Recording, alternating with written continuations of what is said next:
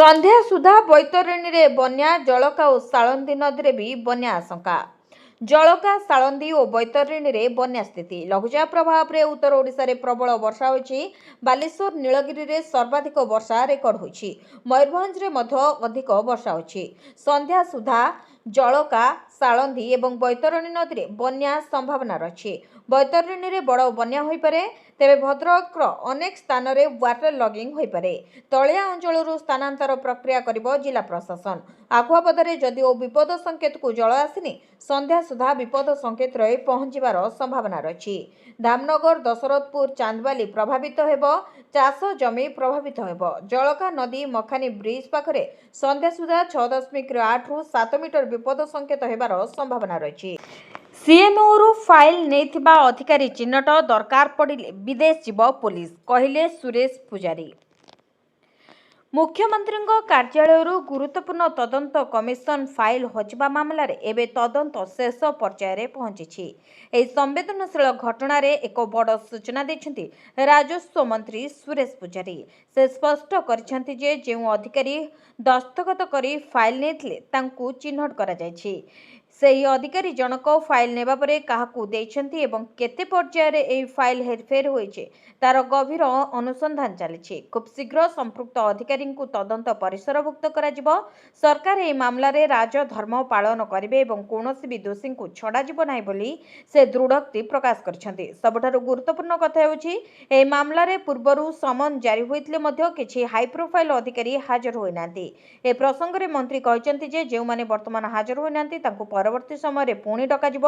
ଯଦି ସମ୍ପୃକ୍ତ ଅଧିକାରୀମାନେ ବିଦେଶରେ ଥାନ୍ତି ଏବଂ ସମନ ସତ୍ତ୍ୱେ ନ ଆସନ୍ତି, ତେବେ ଓଡ଼ିଶା ପୋଲିସ ସେମାନଙ୍କୁ ପଚରାଉଚରା କରିବା ପାଇଁ ବିଦେଶ ଯିବାକୁ ମଧ୍ୟ ପଛାଇବ ନାହିଁ। କୃତ୍ରିମ ସୂର୍ଯ୍ୟ ତିଆରି କରୁଛି ଚୀନ। ବିଶ୍ୱର ସବୁଠାରୁ ବଡ଼ ଚୁମ୍ବକର ପରୀକ୍ଷଣ ସଫଳ। ଅକ୍ଷୟ ଶକ୍ତି ଉତ୍ପାଦନରେ ଆଗୁଆ। ଚୀନ ପୃଥିବୀରେ ଏକ କୃତ୍ରିମ ସୂର୍ଯ୍ୟ ସୃଷ୍ଟି କରିବାର ନିକଟତର ହୋଇଛି। ଏହା ନ୍ୟୁକ୍ଲିୟର ଫ୍ୟୁଜନ ମାଧ୍ୟମରେ ସ୍ୱଚ୍ଛ ଏବଂ ଅସୀମିତ ଅକ୍ଷୟ ଶକ୍ତି ଉତ୍ପାଦନ କରିବା ପାଇଁ ବିଶ୍ୱର ସର୍ବବୃହତ ସୁପରକଣ୍ଡକ୍ଟିଂ ଫ୍ୟୁଜନ ଚୁମ୍ବକକୁ ସଫଳତାର ସହ ନିର୍ମାଣ ଏବଂ ପରୀକ୍ଷଣ କରିଛି। ଏହି ସଫଳତା 2030 ସୁଦ୍ଧା ଫ୍ୟୁଜନ ଶକ୍ତିରୁ ବିଦ୍ୟୁତ୍ ଉତ୍ପାଦନ କରିବାର ଚୀନର ମହତ୍ୱାକାଂକ୍ଷୀ ଯୋଜନା ପାଇଁ ଗୁରୁତ୍ୱପୂର୍ଣ୍ଣ ବୋଲି କୁହାଯାଉଛି। ଏହା ସହିତ ଚୀନ କାର୍ବନ ମୁକ୍ତ ଶକ୍ତିର ସର୍ବବୃହତ ଉତ୍ସ ହାସଲ କରିବାକୁ ଚେଷ୍ଟା କରୁଥିବା ଆଗ୍ରହୀ ଦେଶମାନଙ୍କ ସହିତ ସାମିଲ ହୋଇଛି। ଏହି ସୁପରକଣ୍ଡକ୍ଟିଂ ଚୁମ୍ବକକୁ ଚାଇନିଜ୍ ଏକାଡେମୀ ଅଫ୍ ସାଇନ୍ସ ଅଧୀନରେ ପ୍ଲାଜା ଫିଜିକ୍ସ ଇନଷ୍ଟିଚ୍ୟୁଟ୍ ଦ୍ୱାରା ବିକଶିତ କରାଯାଇଛି। ଏହା ଇଂରାଜୀ ଅକ୍ଷର ଡି ଆକାରର ବିଶାଳ ଆକୃତି। ଏହାର ଲମ୍ବ 21 ମିଟର ଏବଂ ଚଉଡ଼ା 12 ମିଟର ରହିଛି। ମୋଦିଙ୍କ ଭିଡିଓ ଡିଲିଟ୍ ଭୁଲ ମାଗିଲା ମେଟା। ପ୍ରଧାନମନ୍ତ୍ରୀ ନରେନ୍ଦ୍ର ମୋଦିଙ୍କର ଏକ ଫେସବୁକ୍ ଭିଡିଓକୁ ଅସ୍ଥାୟୀ ଭାବରେ ହଟାଇବା ଏବେ ଏକ ଗମ୍ଭୀର ମୋଡ଼ ନେଇଛି। ମେଟା ଏହି ଘଟଣା ପାଇଁ ସରକାରଙ୍କୁ କ୍ଷମା ମାଗିଛି। ଏକ ଯାନ୍ତ୍ରିକ ତ୍ରୁଟି ଯୋଗୁଁ ଭୁଲବଶତଃ ଏହାକୁ ହଟାଇ ଦିଆଯାଇଥିଲା।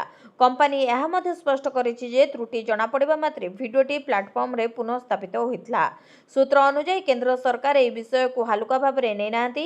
ପ୍ରଧାନମନ୍ତ୍ରୀଙ୍କ ସରକାରୀ ଭିଡିଓକୁ ହଟାଇବା ପଛର କାରଣ ବୈଷୟିକ ତ୍ରୁଟି କହିବା ସହ କ୍ଷମା ମାଗିଛି ମେଟା। ମେଟାର ବ୍ୟାଖ୍ୟାର ସଠିକତା ବିଷୟରେ ସମ୍ପୃକ୍ତ ବିଭାଗଗୁଡ଼ିକ ଅଧିକ ତଦନ୍ତ କରୁଛନ୍ତି।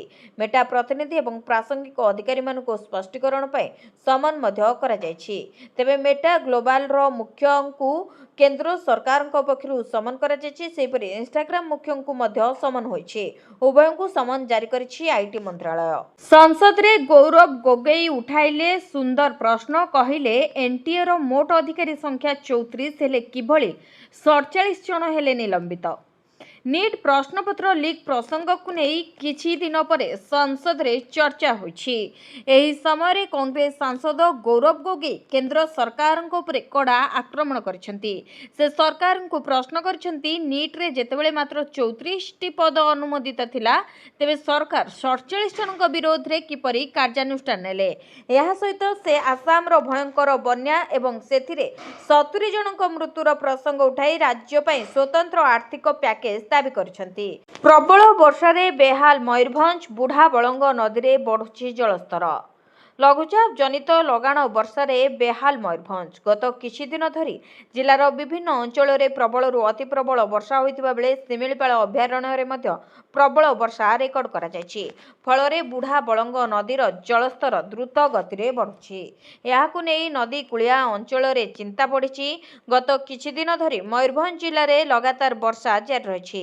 ବିଶେଷ କରି ଶିମିଳିପାଳ ଅଭୟାରଣ୍ୟ ଅଞ୍ଚଳରେ ପ୍ରବଳରୁ ଅତି ପ୍ରବଳ ବର୍ଷା ହେବାରୁ ପାହାଡ଼ିଆ ଝରଣା ଓ ନାଳଗୁଡ଼ିକରେ ପ୍ରବଳ ସ୍ରୋତ ସୃଷ୍ଟି ହୋଇଛି। ଏହାର ସିଧାସଳଖ ପ୍ରଭାବ ବୁଢ଼ାବଳଙ୍ଗ ନଦୀରେ ପଡ଼ିଛି। ନଦୀର ଜଳସ୍ତର କ୍ରମାଗତ ଭାବରେ ବୃଦ୍ଧି ପାଉଥିବାରୁ ସ୍ଥାନୀୟ ଲୋକଙ୍କ ମଧ୍ୟରେ ଆଶଙ୍କା ବୃଦ୍ଧି ପାଇଛି।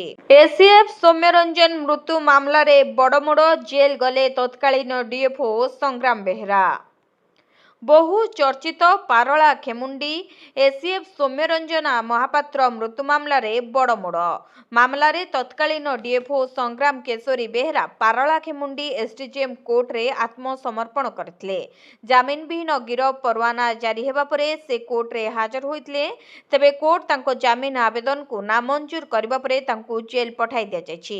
2021 ମସିହାରେ ପାରଳାଖେମୁଣ୍ଡିର ତତ୍କାଳୀନ ସହକାରୀ ବନ ସଂରକ୍ଷକ ଅର୍ଥାତ୍ ଏସିଏଫ୍ ସୌମ୍ୟରଞ୍ଜନ ମହାପାତ୍ରଙ୍କ ମୃତ୍ୟୁ ସମଗ୍ର ରାଜ୍ୟରେ ଚର୍ଚ୍ଚାର ବିଷୟ ପାଲଟିଥିଲା। ଏହି ଘଟଣାକୁ ନେଇ ବିଭିନ୍ନ ପର୍ଯ୍ୟାୟରେ ତଦନ୍ତ ହେଉଥିବା ବେଳେ ମାମଲା ଦୀର୍ଘ ଦିନ ଧରି ଆଇନଗତ ପ୍ରକ୍ରିୟାରେ ରହିଥିଲା।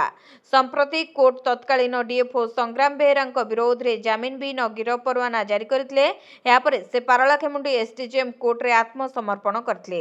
ଶୁଣାଣି ପରେ କୋର୍ଟ ତାଙ୍କ ଜାମିନ ଆବେଦନକୁ ଖାରଜ କରିଥିଲେ। ଜାମିନ ନାମଞ୍ଜୁର ହେବା ପରେ ତତ୍କାଳୀନ ଡିଏଫ୍ଓଙ୍କୁ ନ୍ୟାୟିକ ହେପାଜତକୁ ପଠାଯାଇଛି। ଚାଷୀ ଭାଇ ଓ ଭଉଣୀଙ୍କ ପାଇଁ ଆସିଲା ଖୁସି ଖବର।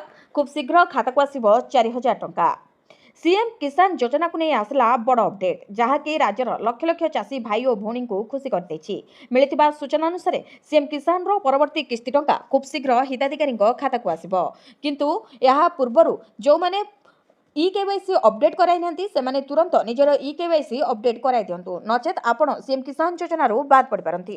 ତେବେ ମିଳିଥିବା ସୂଚନା ଅନୁସାରେ ସିଏମ୍ କିଷାନର ପରବର୍ତ୍ତୀ କିସ୍ତି ଟଙ୍କା ଅଗଷ୍ଟ ଦ୍ୱିତୀୟ ସପ୍ତାହରେ ହିତାଧିକାରୀଙ୍କ ଖାତାକୁ ଆସିବ ବୋଲି ଚର୍ଚ୍ଚା ହେଉଛି। କିନ୍ତୁ ଏନେଇ ସରକାରଙ୍କ ପକ୍ଷରୁ କୌଣସି ତାରିଖ ଘୋଷଣା କରାଯାଇ ନାହିଁ। ତେବେ ରାଜ୍ୟ ସରକାର ଚାଷୀମାନଙ୍କୁ ଆର୍ଥିକ ସ୍ତରରେ ସୁଦୃଢ଼ କରିବା ପାଇଁ ବର୍ଷକୁ 4,000 ଟଙ୍କା ଦେଇଥାନ୍ତି। ଏହି ଟଙ୍କା କିସ୍ତି ହିସାବରେ ଆସିଥାଏ। ପ୍ରତ୍ୟେକ କିସ୍ତିରେ 2,000 ଟଙ୍କା ଲେଖାଏଁ ଚାଷୀଙ୍କ ଖାତାକୁ ସରକାର ସିଧାସଳଖ ପଠାଇଥାନ୍ତି। ରାଜଧାନୀରେ ସୁନା ଦରରେ ହେଲା ପରିବର୍ତ୍ତନ, ଜାଣନ୍ତୁ ଜିଏସ୍ଟି ଏବଂ ମେକିଂ ଚାର୍ଜ ବାବଦରେ କେତେ ଦେବାକୁ ପଡ଼ିବ।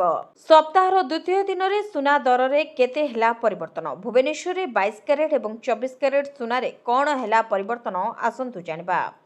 ତେବେ ରାଜଧାନୀ ଦିଲ୍ଲୀରେ 24 କ୍ୟାରେଟ୍ ସୁନାର ଦର 10 ଗ୍ରାମ ପିଛା 1,44,320 ଟଙ୍କା ରହିଥିବା ବେଳେ ମୁମ୍ବାଇରେ ମୂଲ୍ୟ 10 ଗ୍ରାମ ପିଛା 1,44,170 ଟଙ୍କା ରହିଛି। ତେବେ ଭୁବନେଶ୍ୱରରେ 24 କ୍ୟାରେଟ୍ ସୁନାର ଦର 1,44,170 ଟଙ୍କା ଥିବାବେଳେ 22 କ୍ୟାରେଟ୍ ସୁନାର ମୂଲ୍ୟ 1,32,800 ଟଙ୍କା ରହିଛି। ତେବେ ମେକିଂ ଚାର୍ଜ ବାବଦକୁ ଆପଣ 15,858 ଟଙ୍କା ଦେବାକୁ ପଡ଼ିବ। ଏଥିସହିତ 3% ଜିଏସ୍ଟି ବାବଦକୁ ଆପଣଙ୍କୁ 4,440 ଟଙ୍କା ଦେବାକୁ ପଡ଼ିବ। ତେବେ ଆପଣ ସୁନା କିଣିଲେ ମୋଟ 1,52,448 ଟଙ୍କା ଦେବାକୁ ପଡ଼ିବ। ଜାପାନରେ ଶକ୍ତିଶାଳୀ ଭୂକମ୍ପ, ସୁନାମି ଚେତାବନୀ ଜାରି।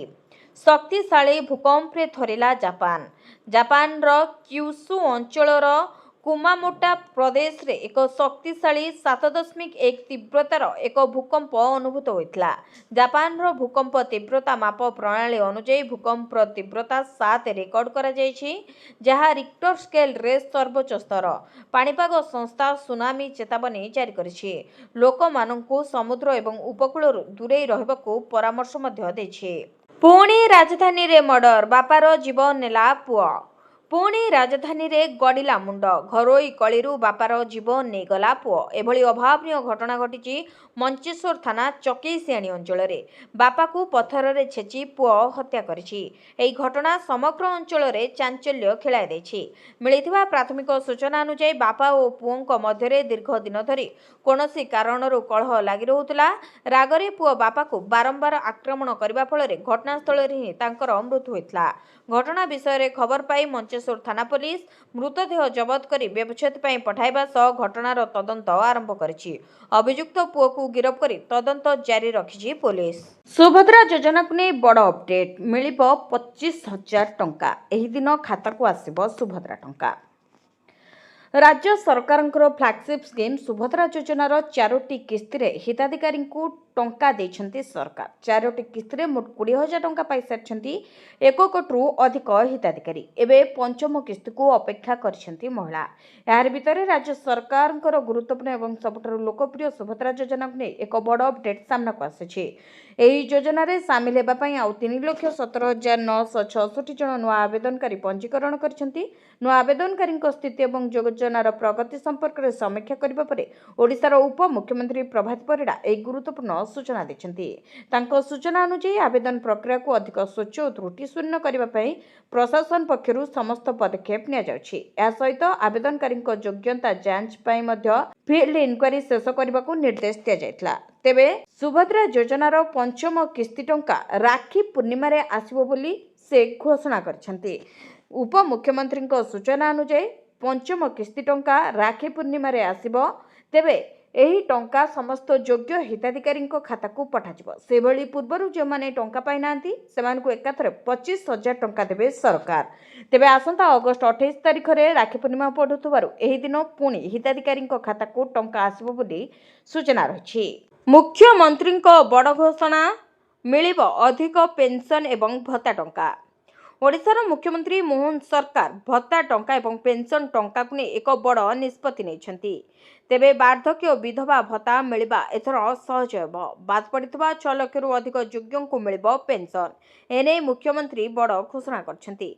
वार्धक्य की विधवा भत्ता पई आउ काहाको अपेक्षा करबाकू पड़िबो नाही। मधुबाबू पेंशन योजना रे समस्त योग्यों को शामिल कराजिबो। हिताधिकारी मृत्युवरण कले खाली स्थान पूरण नियम आउ लागू हेबनी।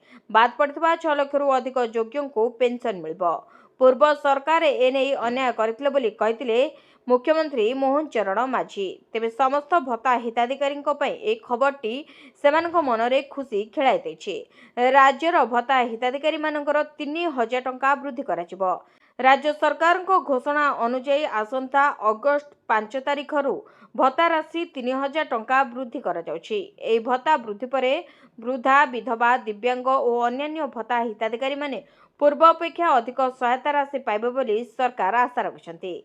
एथिसहित से कहिछन्ति जे देश में बढ़ुवा महंगा को लक्ष्य रखी हिताधिकारी जीवन यापन को सहज और सरल करने निष्पत्ति नि वृद्धि पाई टंका डीबीटी माध्यम समस्त हिताधिकारी अकाउंट को जीव।